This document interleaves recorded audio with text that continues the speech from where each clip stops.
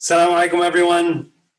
Welcome again to another amazing night in terms of these kinds of just spectacular nights that we're spending together. I just want to say right off the bat,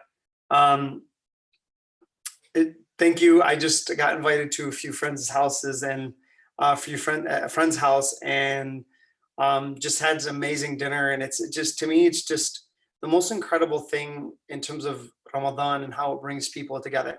So to my respected friends who did that, thank you so much. And overall, it's really about, when we dive into this month is all about learning how to regulate yourself as a person.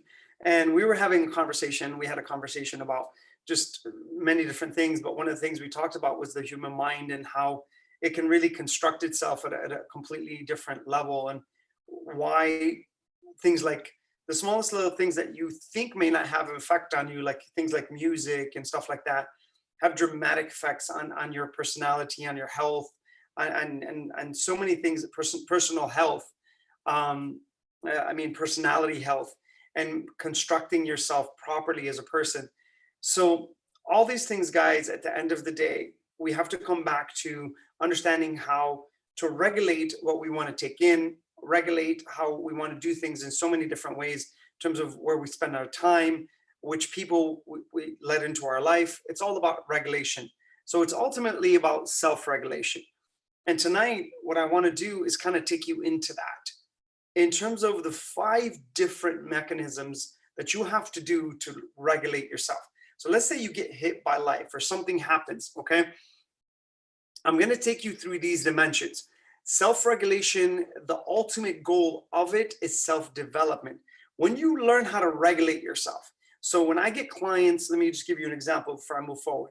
When I get clients who talk to me about, call me, or there's something going on with their life, ultimately, what I have to do is regulate them. I have to get them to calm down, take it easy, and relax. And I'll give you guys an example in terms of one time I was dealing with this major issue in terms of this person's life, where major things was going to happen in his life. And what had happened is the person who he was having the problem with ended up calling me. And I remember I was actually in Florida and I was giving presentations down in Florida. And from there, I get this strange number and I don't even know who it is. And I just had gotten off my presentation. I just got off the stage. And when I went over there and I picked up, and I'm just walking outside, and Florida is beautiful at night. So when I went outside and I was just walking, and I see my phone and I open it, and all I hear on the other side is just somebody breathing really heavy. And at those moments, those are moments that really change your life in so many ways. Now, I don't really know this person. I know who they are. I just don't really know them as a person. But they're like, the first thing they say to you is, "You're the last person I'm going to call." And it's like, it's a very harsh reality. And now you have to regulate. This person had kids. This person had so many different things that in their life, but now you're basically the last thing between them and death. And this person then says to me, "Is like, listen, I have a gun that's sitting on my lap. I just want you to know that." And they're still breathing. And it's like, and I remember the breaths that they were taking. I remember it vividly. It's just like it sinks into your head, because they're taking in breaths, and they're just coming. And it's just, all you do is hear them breathe. And you have to be so calm in situations like that. But there's something that almost like takes you over as a person and just allows you to kind of go and enter these kinds of realms. And after like an hour, I got to a point where the person started turning on. Why? Because I started hitting on the kids. So the calmness and dealing with the emotion was the first hour. Then I went to the logic after that. And I remember when I said their kid's name, that moment was so profound. And I said the kid's name. And when I said the kid's name, the person cracked, meaning they started crying. And they hysterically, they couldn't stop. And when that happened, it's whenever someone cries, it's like you're putting your finger in the wound. That's where the hurt is. That's where the pain is. So now when that happens, the conversation started turning. And this person started becoming more hopeful, more strength, more ability. And they're starting, no, I can't do this. What am I thinking? And it's just incredible what happens. But it's all about self-regulation. And I remember, guys, I'm just a person who's just trying to do the best that I can in life. And then Allah puts you in these high stress situations. And you say, like, you get mixed into something different. And your makeup becomes something different. Because now you succeeded in a very tough situation. And it's not that Allah Azza wa Jal helps you through these things. And I thank Allah that I've been put in these situations and I've been able to succeed in them. I'm grateful for that.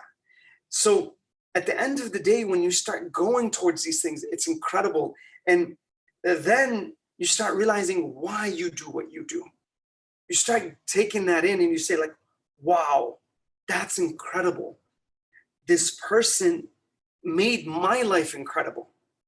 They made me value life so much more. They're going through trials and and they just share that experience with me. What a privilege that is. And now you start wanting in terms of helping people. You just want to help someone, get them to the next level without any expectations in return. And that turns you on in terms of a person who just wants to get towards the highest points of achievement in those kinds of domains. And so I remember these things and they're so distinct. There's different episodes in my mind. And from here, it's learning how to regulate yourself emotionally, where you can take on these kinds of situations. So when you walk into a situation, it's very heavy in stress, you can lock in and it doesn't matter. It doesn't matter what's going on with the situation. You can lock in and you can fit in properly, and then you get what you want out of the situation and you actually help the other person overcome it. So now let's go through this. There's 5 levels. There's 5 levels I want to take you through. And some of them you may have heard before, but it's that combination. And once you do these in a series, okay, it's a series, meaning it's a sequential approach. You have to do step 1 before you do step 2. You have to do step 3 before you do step 4. You have to do step 4 before you do step 5. It's sequential. It's about getting yourself where you can actually beat any situation. Apply these things, guys, tonight. And I guarantee you, you're going to be able to do this right in terms of once it comes up.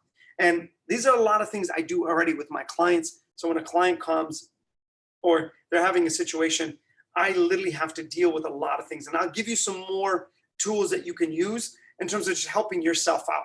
So this presentation is really about you being able and learning the tools to regulate your own self. You regulating you. You don't need to call anyone. You can kind of just sit down, list these things, take some good notes and watch what will happen. So you can help yourself when you get in an emotional hurricane and you don't know where things are just chaos everywhere. This will give you some stability in terms of moving forward. All right, so let's move forward. Okay, self-development. The ultimate goal of self-development is to have an agent. So I'm going to use an example here in terms of moving forward. All right, so an agent can be anything in terms of any kind of trial. Okay, effectively function on their own, meaning any person. I'm going to use agent here for a little bit later on down the line because I want to use like a business example so to kind of give you something further. Okay. And to have them effectively function on their own without needing consistent direction from a coach, mentor, or psychologist. Your job is to be able to what? Regulate yourself. Meaning when you hit hard and you hit the wall of life and the wall of frustration and it hits you hard, you need to be able to regulate, bounce off, and move forward. That should be your goal. Whenever you're going through anything in life, you need to learn how to do that. So when nobody is there for you and you don't have that support, you can stand up on your own 2 feet. You can do these kinds of things and you can move forward. 5 stages. So let's get going here. Really, again, take these down. And if you're in a place where you mentor people or you're a teacher or you coach people or whatever it is, I would highly recommend you take these down because these are essential steps in terms of moving forward. Again, individually, they're going to sound like they're common sense. It's the practicality of applying this together. That's what happens. Again, there's a lot of study behind this. It's not, I'm not just giving you information just from my own whims. No, there's actually studies. There's actually a couple of university books. But before I move forward, I didn't forget, guys. This, I'm going to put it back down, all right? Moral manager, okay?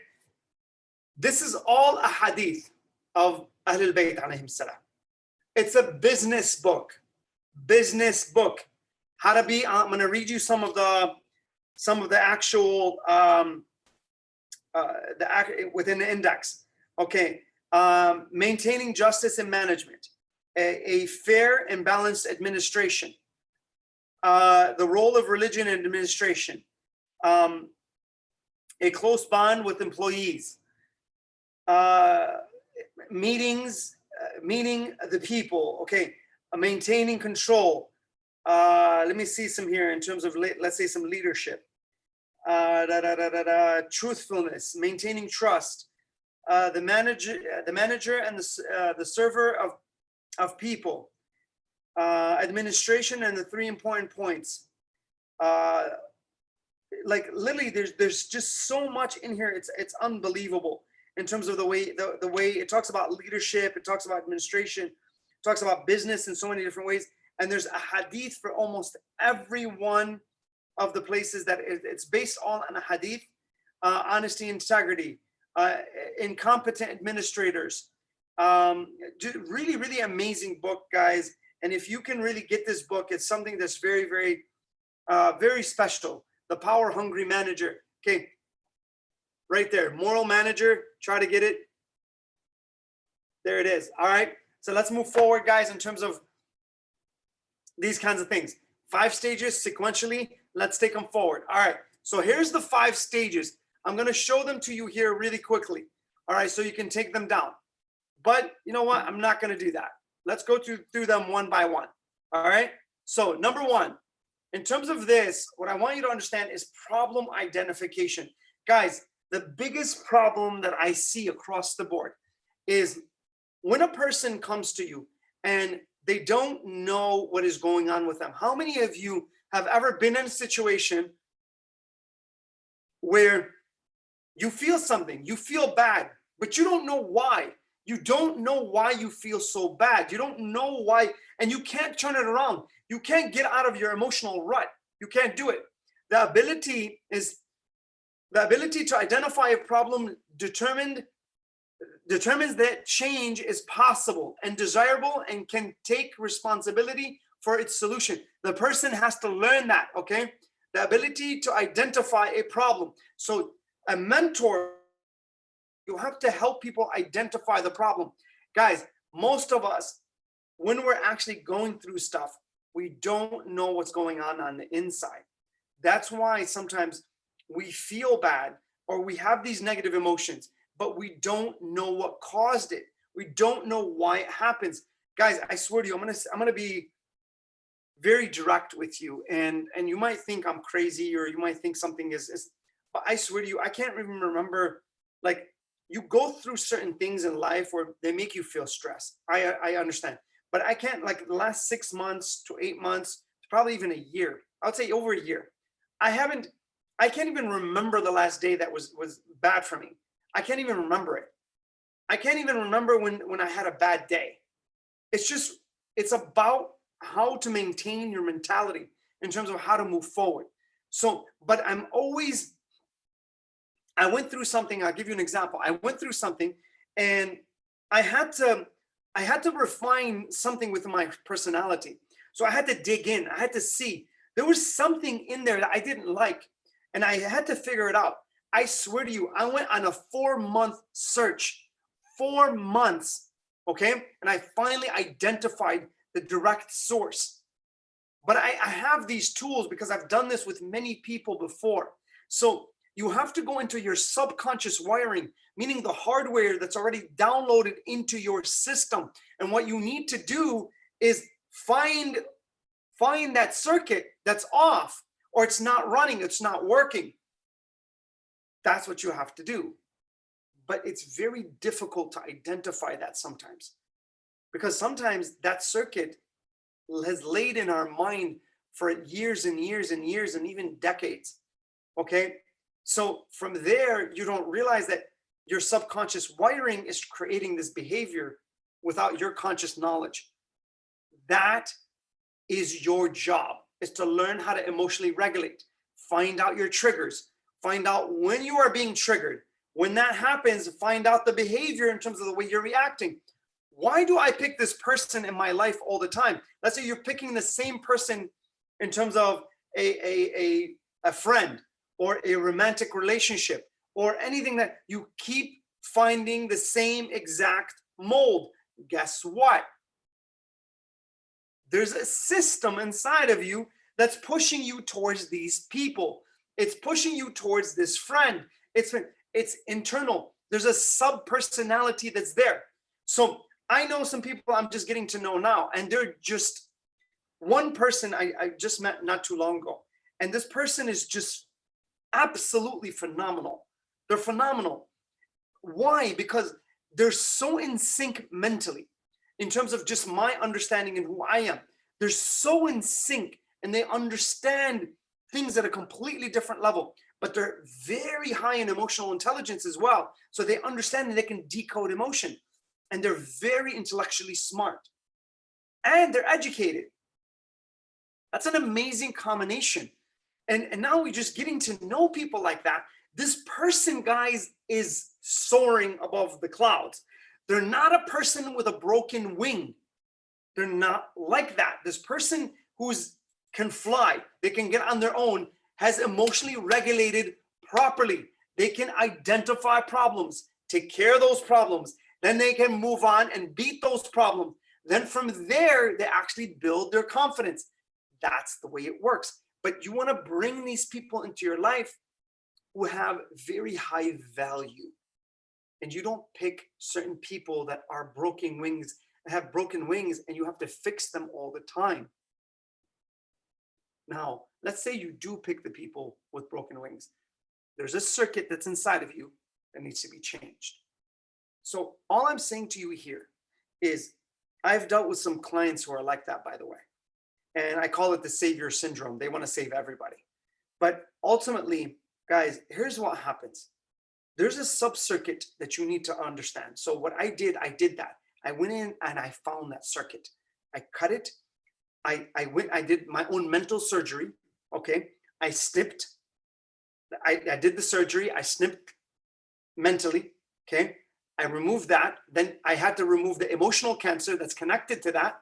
And now I have to develop a new circuit. And I did that. That's mental surgery. There's mental and emotional surgery. And it's based on your concepts and emotions. So on that level, understand this, that when you can identify the problem, it's everything. It's literally becoming an expert in identifying why you feel what you feel. And it's called emotionality, by the way. Why you feel what you feel, why you're thinking what you're thinking. And if those two connect and you see what the problem is, okay, I'm actually thinking this way because I'm feeling this way, and I'm actually feeling this way because I'm thinking this way, and then it's much easier to regulate. So I have people build a list for themselves. So let's say you're involved with someone that you love, in terms of, I'm just talking, identifying the problem is key, guys. It's everything. This is the bulk of the presentation.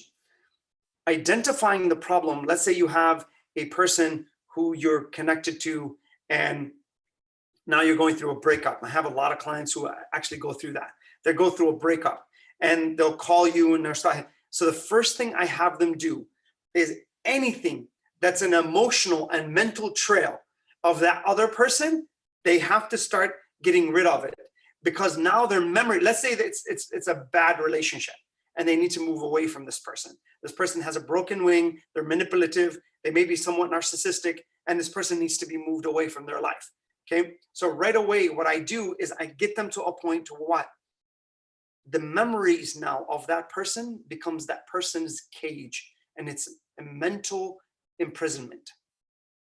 I get mentally, I become encaged and I cannot move because my memories now of that person. So what I do is I have them create a counter memory against their own brain. So a positive, because it's called rosy reciprocity. When we think back of our people that we care for, we think back and what do? We think of all the positive things. Now here's what happens on the other level. I have them make a list of all the negative things. Let's say, again, this person is manipulative. They're a bad person. They're not a good person to be in a relationship with. I have them create a list. Every time they have a good thought, which is a mental prison that brings back that pain and that emotion, what do?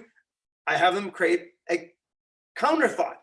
Okay, remember when he did this to me or she did that to me? Or now you create a list. Every time you're going through that, you read off the list. Now you're identifying and you can now start connecting the problems. Oh my God, when I'm sitting alone and I say, this thought comes to me. And then you start identifying the problem and where you are actually triggered. So I'll give you an example. In terms of the student mentality, for example, Jim must recognize and accept his inability to walk up. Let's say this person has a lot of, in terms of this situation I'm giving you, this person has a door-to-door job and they have to go to door to door and knock on doors, okay? And hits standards because he becomes too nervous and lacks confidence. So this is a form of identifying the problem. So this person, their performance is down because what? They lack the confidence of going up and actually talking to someone. So I have one of my clients today actually who's like that. See, they're terrified. So they get really anxious when they're about to talk to people, okay? So identifying the problem now so you can create the solution. That's number one. So problem identification. Now, guys, please, if you're not an expert, please don't give advice. Please, I beg you, if you're not an expert in something, please don't give advice freely, please. Because the things I have to deal with sometimes is because of someone else's suggestion, that they thought they were so great with their opinion. But if you're not an expert, just say you don't know. Man taraka qawli la adri hulika.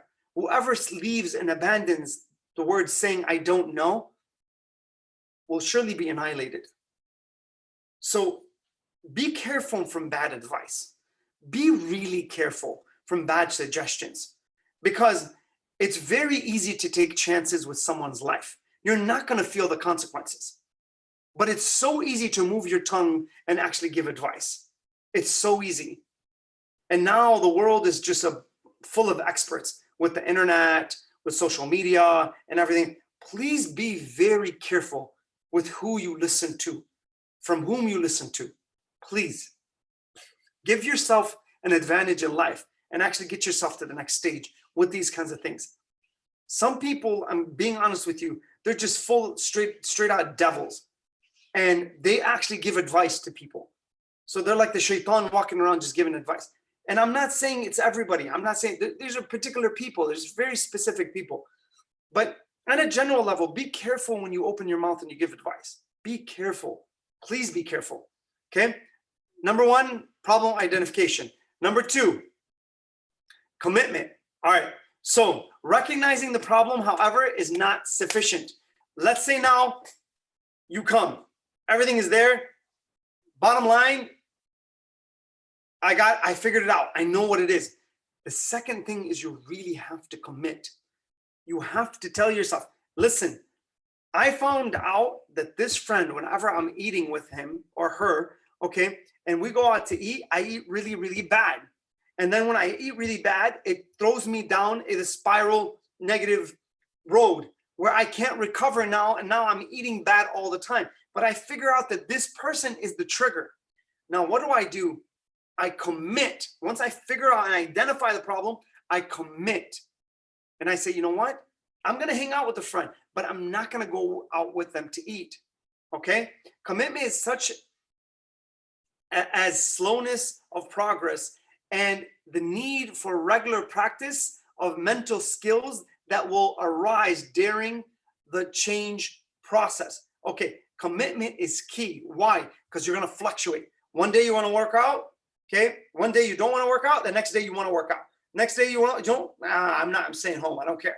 Now, please, in terms of that aspect, if you can maintain any kind of consistency, which is coming up, okay, any kind of consistency, it's key for the change. And you have to maintain it for a small amount of time.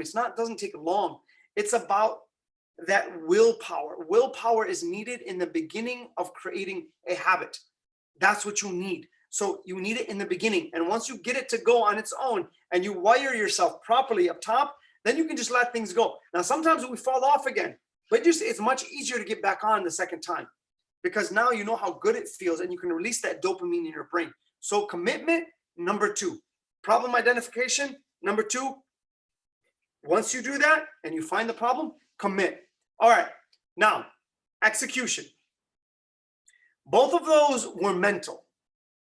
Both of those first 2 concepts were mental. This is the primary stage of what? Self-regulation. Now, when I find out what the problem is and I'm trying to regulate myself, now I see what the problem is. Then when I say, you know what? I'm going to change this. That's it. But that's still words. Now those words have to turn into actions. And those actions have to take place properly. Okay. In this change, in terms of Jim, he was scared to walk up to a door or walk up to people. Okay. Jim will need to what? Self-evaluate. So watch this. Now, if you're a person that's gone through these kinds of things, you've evaluated yourself. Now you understand, okay, I need to self-monitor, meaning I have to see, okay, why is this happening to me? Okay. Where is this coming from? Why is it a person? Is it an environment? Is it at the time of day even? Now, all these can be triggers, okay? Develop appropriate expectations in terms of who they are and what they're going through. So now I have to set goals for these kinds of things, and I have to make sure that's there. Now, self-reinforcement as he learns to cope efficiently with stress and to perform more accurately under pressure. Guys, right here, I'm going to stop. Okay, guys. It's so important to test yourself under pressure. There's a difference when you're being trained as a soldier to go into battle, and there's a difference between that and being in battle. But your training is so important because it gives you the scaffolding in your brain to rely on your training when the pressure, when the pressure hits. When this pressure in the situation hits, that's what it's giving you. So now you need to evaluate who you are and understand how that works. Okay. So now the way you do that, there's something that we use in terms of logging. You might do that. You don't have listen, when I was doing this and I was going through this, guys, I would log every 15 minutes. My mentor wanted me to log every half hour. I actually changed the whole script. I gave it categories. And I set in times and I knew exactly which person to stay away from, which action to stay away from. I actually had to develop myself in terms of these kinds of things. So logging on, he might log on a record. He might log on a record of his performance rates, his anxiety, and reward himself for improvement. So this is a way you could do it. So let's say you do excel and you get yourself to the next stage. Now you can actually create rewards in terms of what you're trying to do. Now you're learning how to regulate yourself at a completely different level. If let's say I have a problem doing my homework and I don't have this ambition. I don't want to do it. I figure out the trigger why. I don't like it. Maybe I feel like within myself, I'm not as efficient as I should be. Maybe I have a problem with it. But then I figure out that, okay, if that's the case, let me try to commit to getting better. And I start reading every day a little bit more. I start reading, I commit, and I say, I create a plan. I say, I'm going to read for 5 minutes. But then I start executing, and I actually do that. And then the next day, I actually like it so much, I read 10 minutes, 15 minutes, 20 minutes. Every time I'm doing that, I can actually create a small little log. And you know what happens? In terms of tracking my performance. I swear to you, when I did this, guys, this changed my whole life right here. I did this for at least 6.5 months straight, every single day.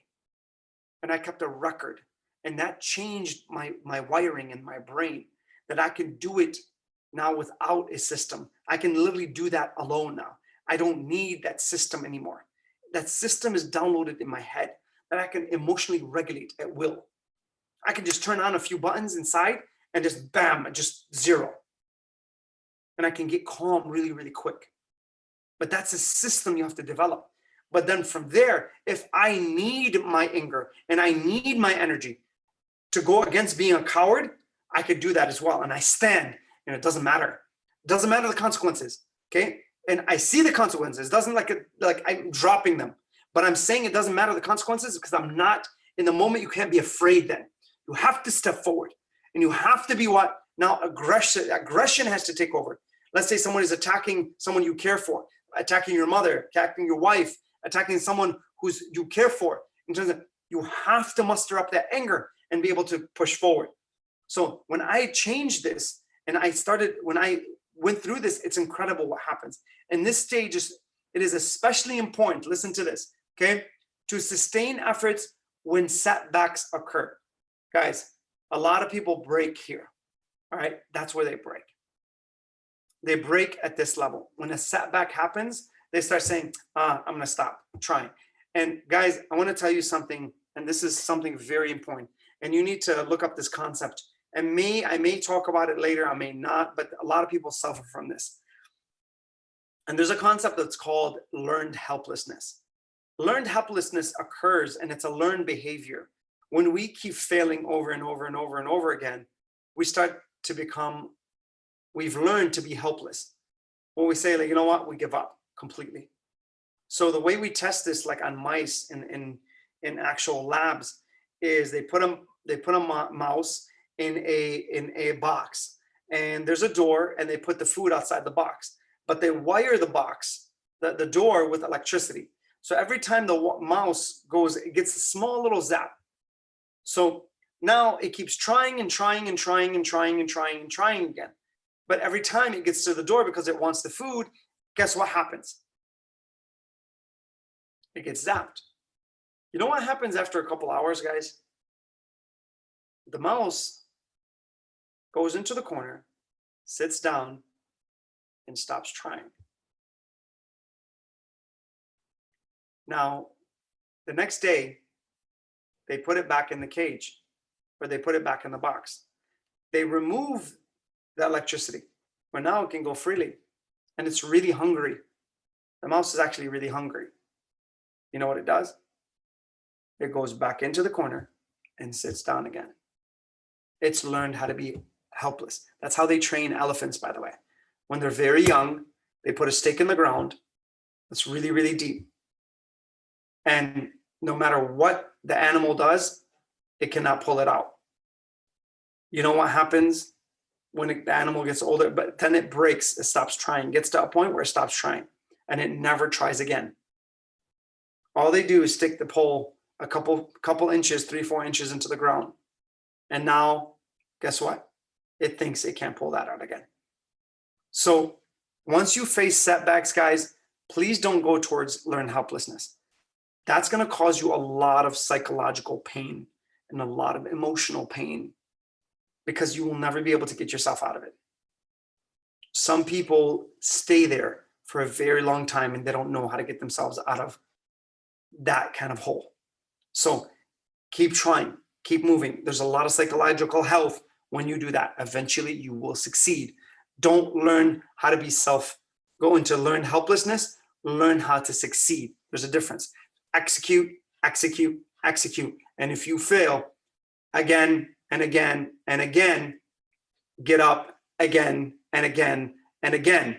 There's a lot of psychological health in that for you, okay? Now, number 4, environmental management, meaning planning and driving strategies to manage the social and physical environments, okay? For example, okay, coaches, customers, teammates affect the individual. Everything around you guys affects you.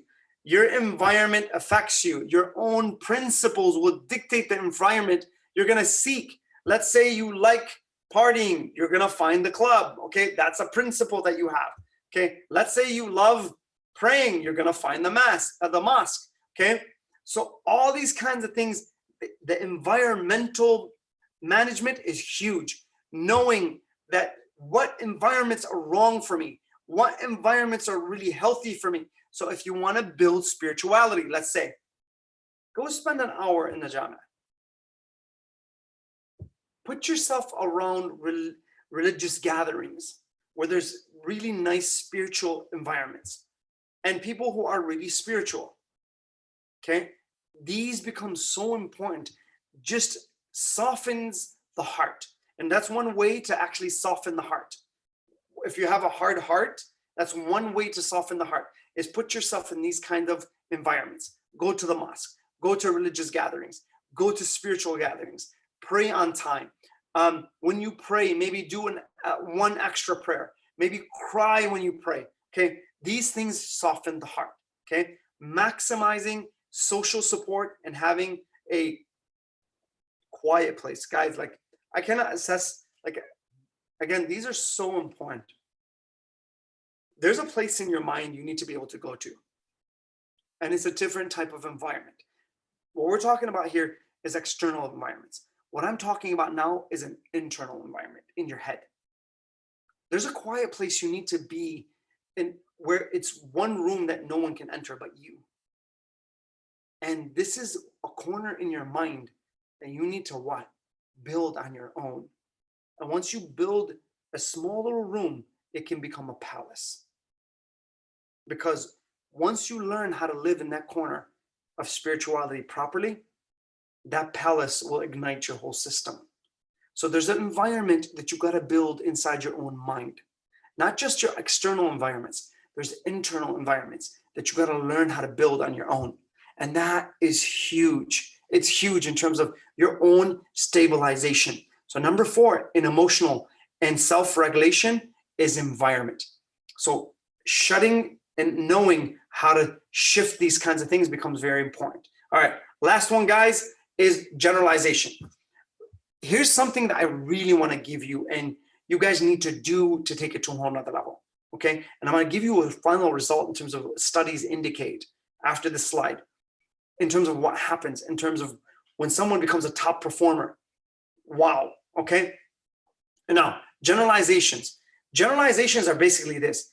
You take now this new habit that you have, okay, and it's like a skill. And now you understand what the problem is. Once you understand the problem, you commit.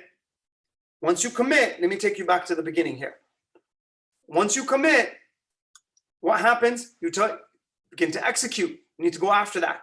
Once you execute, you start changing the environmental roles. Maybe this environment is wrong for me. This environment is right for me. I start changing even my environments, okay? These are key components in terms of building yourself to the next stage. And the last one is generalization. What happens in this stage is this, guys, that I can actually use this habit that's specific, let's say for reading, or specific for going to softening my heart, specific for spirituality, specific for anything in terms of I've been able to conquer this situation. I can generalize it and I can use it against what? Other things, guys. I can actually use it in terms of many other ways. So what happens here is something so crucial. And for example, Jim, let's say, who had fear of actually approaching people, might use the same psychological skills that he's learned now. And guys, psychological skills, meaning these are tools. So you have to build your mind. What I'm giving you right now is a set of tools. If you download this into your system, you're going to have a set of tools to fix yourself when you're down and out. That's literally what happens. So if you go through these steps, you find the problem, you commit, you execute, you change environments, then you generalize in terms of using that to a greater good, where you can generalize it and use it as a tool, not just for this specific thing, you use it for many other things. That's what generalization is, okay? So you learn the skill set, psychological, for example, Jim might use the same psychological skills that he successfully learned in the field, meaning to go in there and knock on doors and not be afraid of people, to help deal with anxiety he experiences while what? Taking an academic test. That's what happens. You build yourself and you become much more stronger. Now, because you're not afraid of people and you can walk up to people and you can start a conversation with a stranger. Wow. Now you can actually use that psychological skill to actually help you when you're taking an exam. So you generalize that. That's the way it works, guys. So you can regulate yourself at a completely different level. So remember the 5 stages. And here's the last thing in terms of this, guys. And here's what top performers do in terms of this and what has been shown, okay? So from here, results. Here's what the results indicate. More skilled performers use problem identification, displaying commitment, and executing performance strategies more often than less skilled performers. Okay, that's what studies indicate. So the person who uses this type of identification, sets it up, and they use problem identification, displaying commitment, and executing performance strategies, guess what? They outdo the others, because this is a strategy for you to do. And it's not that difficult, guys. You just got to learn it enough, it becomes second nature. And once that happens, you'll have it. You got it. And once you get it to the next level, it's incredible. Download the software. And when you download the software, you're no longer renting the software. It's yours. It's in your system. You can use it at will. And what does that mean when you download the software versus renting the software? Some of you right now, you may be listening and you're just, okay, this sounds cool. You're not writing anything. You don't care to. It's okay. It's okay information. Okay. But what happens here is in a couple of hours or so, 2 hours, maybe 3 hours, maybe 5 hours, maybe 5 days, you're going to lose that information because your short-term memory will trick you in thinking that, oh, I got this. But if somebody were to ask you 5 weeks down the line, you're not going to remember any of it because it never went into your long-term memory. Okay. So the difference between renting an idea and owning an idea, renting idea exists in your short-term memory, okay, which is you just have it for a short amount of time. And downloading an idea and actually owning an idea is when it goes into your long-term memory. Now it becomes yours. So download these rules properly. And then what happens is this: when you own the idea and a situation comes, that software will automatically trigger. And then it will bring the right lenses of awareness for you to look through. And now you will see things that others did not see because of that software. That software will allow you and it will help you, okay, make really good decisions. That's what happens. That's what training does. So when you go into war, you're safe, calm, collected, and you can take out anything in terms of it's in your way. And you're so capable in terms of your ability because you're a machine. Your subconscious mind is the machine. It's not your conscious mind. Your conscious mind directs, but this thing is underneath. It's the whole program. Okay, they're saying 98 to 99% of your thinking is done by your subconscious mind. That's what studies indicate now. It's even going now to less than 1%. So think about these things in terms of what you're saying and what you're doing. Don't take this stuff lightly. Download information, own it, don't rent it, and then take yourself to the next level. And hopefully the next time something happens to you, you can regulate yourself and take yourself to a next level. And then you don't have to call anyone at all. And you can do it on your own. وآخر دعوانا أن الحمد لله رب العالمين والصلاة والسلام على أشرف الأنبياء والمرسلين أبي القاسم محمد وعلى آل بيته الطيبين الطاهرين اللهم صل على محمد وآل محمد.